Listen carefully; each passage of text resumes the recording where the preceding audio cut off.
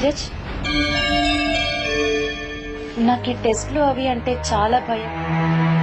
నేను అలాంటి టెస్ట్లు ఏవి చేయించుకోదలుచుకోవడం లేదు నీరజ్. ఇందులో భయపడాల్సింది ఏముంది? ఇదంతా చాలా సింపుల్ గా జరిగిపోతుంది.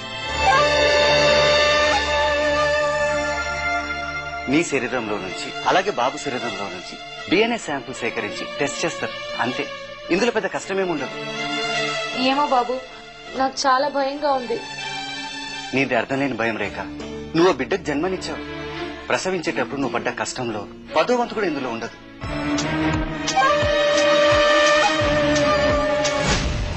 నువ్వు ఇప్పుడు ఈ టెస్ట్ చేయించుకోనంటే వాళ్ళ మాట నిజమవుతుంది. నిజం బయటపడుతుందన్న భయంతో నువ్వు తప్పించుకోవాలని చూస్తున్నారని వాళ్ళు అంటారు. ఈ బిడ్డ నీ బిడ్డ కాదని తేల్చేస్తారు. అది నువ్వు భరించగలవా?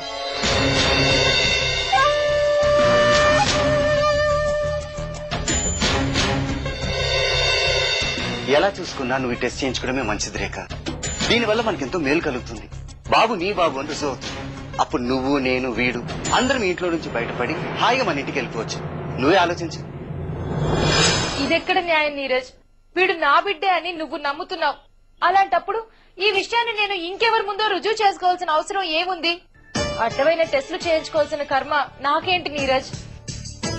ఆరోపణ అంటూ వచ్చాక అది నిజం కాదని రుజువు చేసుకోవాల్సిన బాధ్యత మన మీద ఉంది. పైగా ప్రస్తావించింది ఎవరో కాదు, పెద్దమ్మ.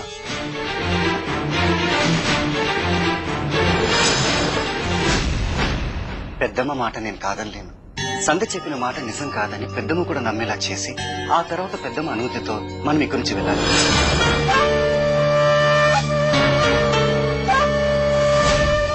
ఇవన్నీ జరగాలంటే దానికున్న ఒకే ఒక మార్గం డిఎన్ఏ టెస్ట్. నువ్వు ఇప్పుడు అది కాదంటే మనం ఏం చేయలేము. Try to understand please.